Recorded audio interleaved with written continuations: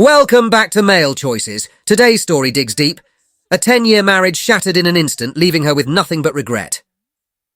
We'll uncover what caused this decade-long relationship to fall apart, her immediate regrets, and the harsh aftermath she faced.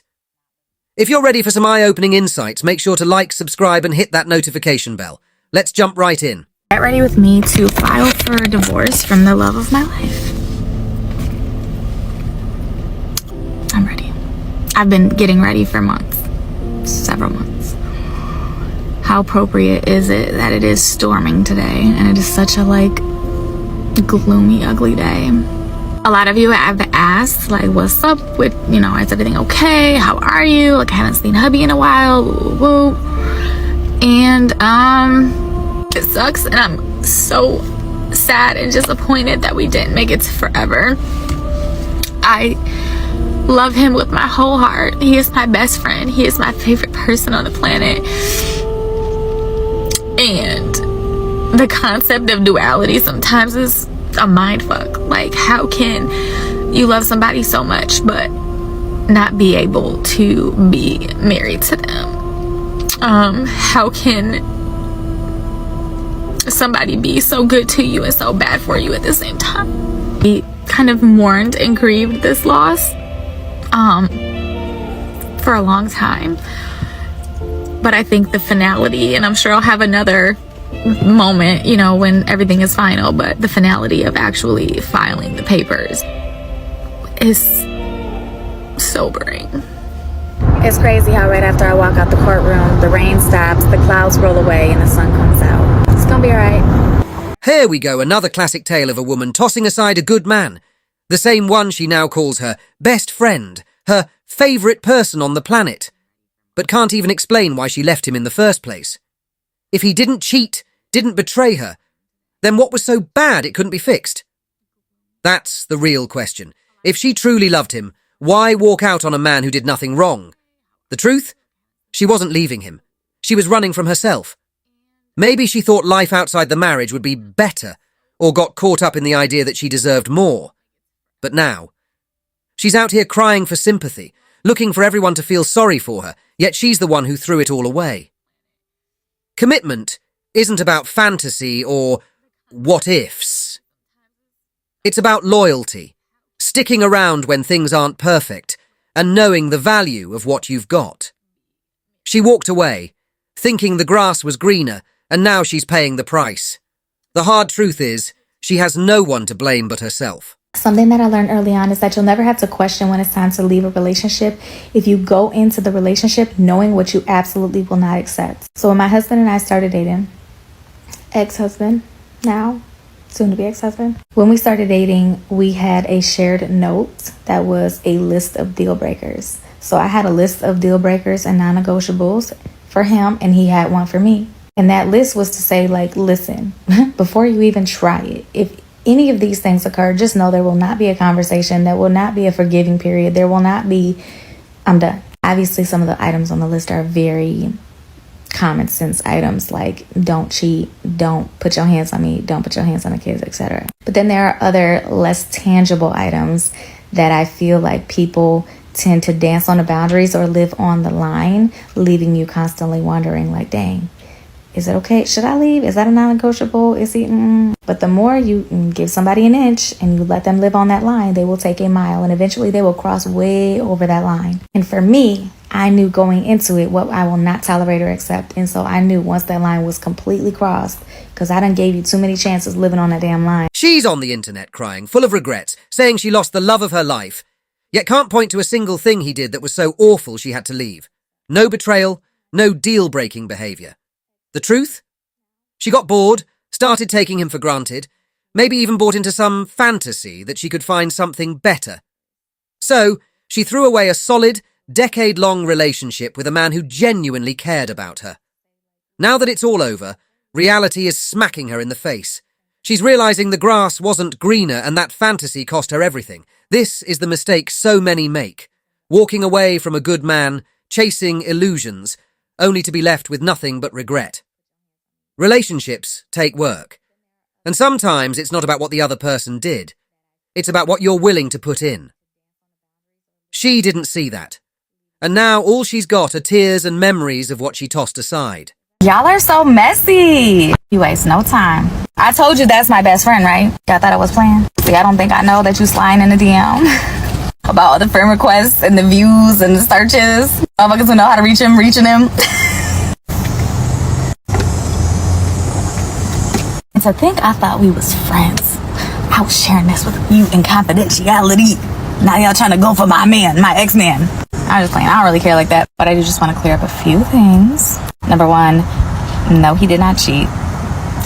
Okay. Number two, we were separated for several months before I filed for divorce. Not living together, separated. Yes, he knew that I was filing for divorce the day that I filed for divorce. Yes, he knew that I filed for divorce right after I filed for divorce. We had talked about telling the kids, like, have you talked to your kids? Have you talked to your kids? We both went about that differently, whatever. And I did address with him, like, at some point I am going to talk about this on social media as I do everything else. I just want to be cognizant of all of the people involved, whatever. So all of those discussions were had. However, I do realize that I'm more comfortable healing out loud than maybe everybody else is. And I don't think he was as prepared for the influx of these hoes as I knew was gonna happen. So per usual, I'm gonna have to figure out how to heal and live loudly while still respecting the privacy of others and all that jazz. Sounds wild, right? She calls him her best friend, her favourite person, but somehow that leads to divorce. Seriously, what could he have possibly done that couldn't be worked through if he didn't cheat? It's like some women don't even realise the gold they've got until it's too late. Now she's out here crying into her phone, wondering where it all went wrong. But here's the real kicker. She's just made him prime real estate. Every woman hearing her will be thinking, if she couldn't appreciate him, I definitely will. And at her age, good luck finding another solid guy like that. Now, all she's got left are the Chads and Tyrones, the ones who'll take what they want and leave her empty-handed. She threw away a prize, and she's the only one to blame. A girl says she's not ready to date you. Here's exactly what you should say. Okay, thanks for letting me know. I wish you the best. And leave it at that. Don't tell her that you'll wait around until she's ready, or even try to change her mind. You owe it to yourself to move on to someone who actually deserves your time.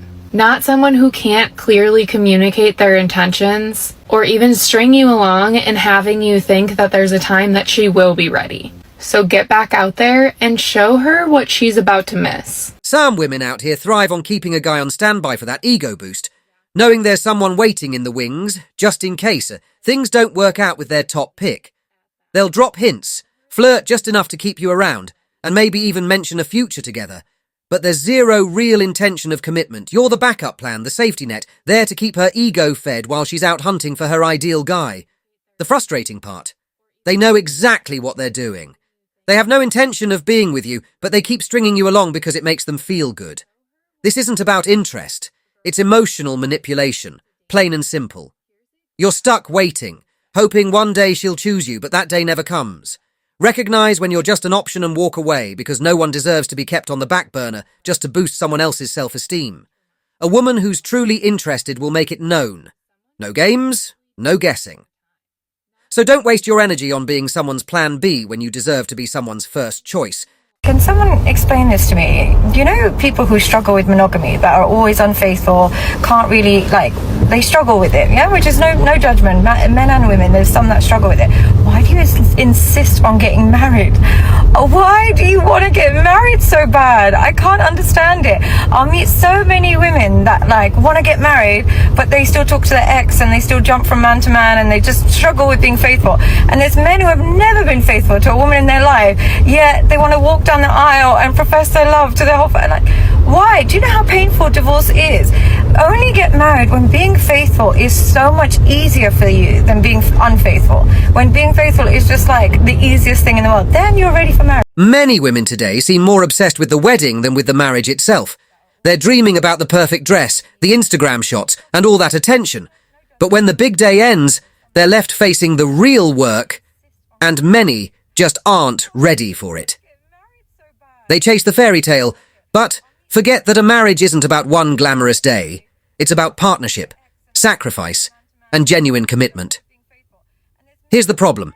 A lot of these women expect the man to do all the heavy lifting, Whether it's emotional support, financial stability, or building a future, they're after a lifestyle they couldn't create on their own, and men are catching on. Men today aren't walking into marriage blindly. They're asking, what am I getting out of this? And when the answer is someone focused more on flaunting her ring than putting in the effort, they're walking away. Men want peace, loyalty, and a real partner who's in it for the long haul. They're looking for someone who wants to build a life together, not just enjoy the perks. And that's why more men are staying single or looking elsewhere, in places where marriage is still valued for what it is, not just for the photos. If a woman's only chasing the wedding fantasy, she's not looking for a marriage, she's looking for a show. Why are men mean? They don't like us, honey. Like, I don't understand what you don't understand. They don't like us. It's okay. The sooner that you realize that, it's freeing.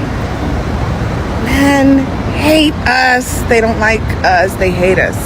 They hate us. Here's the reality. When men set boundaries, some women mistake it for being cold or unkind, but boundaries are about self-respect, not rejection. It's a way for men to protect their time, energy, and emotional well-being. For too long, men have bent over backward to accommodate. So when they start setting lines, it disrupts certain expectations. Women are encouraged to know their worth and have standards. Yet when a man does the same, he's suddenly labelled as difficult or emotionally unavailable. But why should a man constantly have to set aside his needs? If a woman can have standards, so can a man. Boundaries create balance in relationships and prevent resentment, and men who set them show they value themselves and their time. It's not about being mean, it's about being clear and establishing mutual respect. Yet, too often, women take a man's limits as personal offence. Men are done with one-sided effort, and they're not here to constantly prove themselves or sacrifice their peace. At the end of the day, respect goes both ways. Men have every right to set boundaries and demand respect. It's time to recognise that a man's self-worth is as valid as anyone else's. And healthy boundaries are essential for both sides. So I guess my question is, if there are going to be such giant leaps in the partner's standard of life by marrying an educated or well-established woman, why is it that so many women who have higher educations or who are more successful are still single? This is a great question, and I'm going to give my take on it and let you know what I think. But first, I want to listen to the part of the video you said right before the part that I started with. And yet, now that we live together and we're family planning, we have a really impressive joint income, and we both work from home in jobs we love, so our kids will always have a mom at home. And there are so many massive benefits because I have a degree and because of my education. So I guess my question is, so not all, but a lot of them don't want to work as a partner like you do. You take your success and your benefits and you're putting them together with your partner so that y'all can have a great life. Not only I, but many of people I know, many of men I know, when they've tried to date the, successful woman, a lot of times they run into the problem where they don't want to work as a partner. They want the man to take care of everything, but they want to be valued for being successful and whatnot, but they don't want to actually contribute as a partner like you do. So I'm not going to say that's all, but that's probably a big ordeal when it comes to that, and why you will sit there and see so many women who are successful and beautiful and whatnot, because they're looking for that person to come through and take care of everything, which is totally fine. Like I said, I'm not hating. I'm just stating a fact that, many of men have experienced this. So it's okay. Date how y'all want. Just, There's a huge disconnect between what a lot of women think men want and what men actually value in relationships. Many women are pushing for equality in the workplace and social success, which is all good. But then they expect men to pick up the tab and stick to those traditional roles. It's like they want all the perks without any of the responsibilities. But here's the truth. Men don't care about a woman's career or degrees when it comes to relationships. Sure, accomplishments are nice, but what men really want is respect, kindness, and feminine energy. Men naturally want to lead and provide, but they need a partner who respects that, not someone who competes or tries to take control. It's frustrating when women demand equality but aren't willing to contribute to that partnership equally. Men are looking for a partner who's supportive, appreciates his leadership, and brings peace to the relationship. Not someone who's always trying to prove herself in a power struggle. This isn't about subservience, it's about balance. Women who understand that are the ones who attract lasting commitment. Those who don't? They're left wondering why men are walking away or choosing someone else who gets it. A woman lies about a man raping her or SAing her, she should go to jail. She should serve jail time because she ruined that man's whole life. She should go to jail. Men don't even go to jail for committing the crime. This point really bothered me, and I'll explain why. I don't know if this is a news shocker to most women, but most men aren't advocating for that. They want men. They think it's a good thing that men have gotten away with doing that act towards women.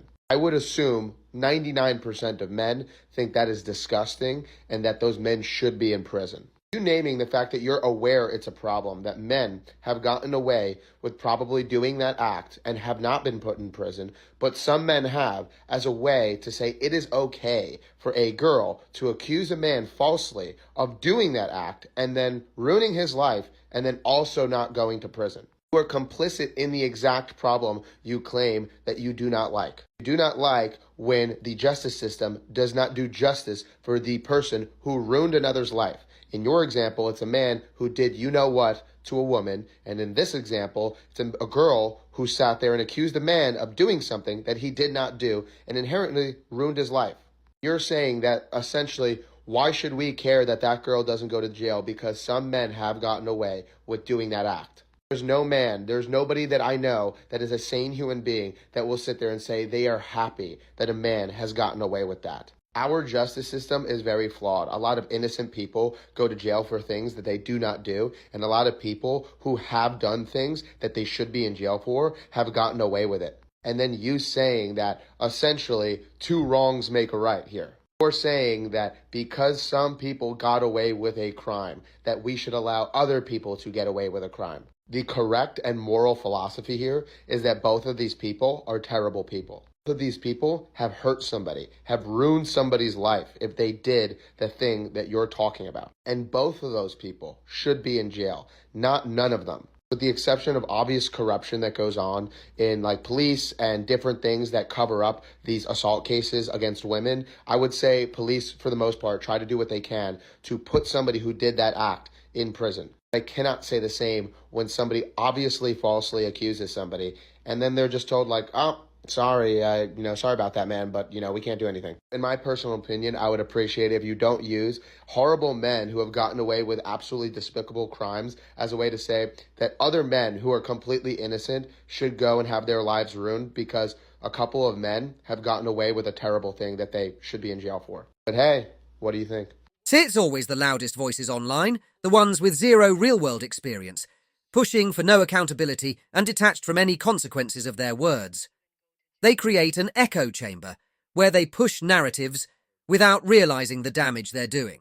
Their believe all women mantra, no matter the evidence, has actually backfired, making it harder for real victims to be believed. False accusations tear lives apart. Men's careers, reputations, and families all ruined because someone decided to weaponize an accusation with zero accountability. The worst part, these baseless claims only erode trust in the system that's supposed to protect actual victims. When false accusers go unpunished, it ironically makes society more skeptical, meaning fewer real cases are taken seriously. If society handed down real consequences for false accusations, maybe we'd see a shift. But no, many of these women avoid accountability like the plague, wanting to claim victimhood regardless. Is it any surprise that men are checking out of this mess entirely? When they feel one bad accusation away from losing everything, they'd rather protect themselves. This toxic culture isn't just hurting men, it's harming all women too, including the very ones pushing this harmful narrative.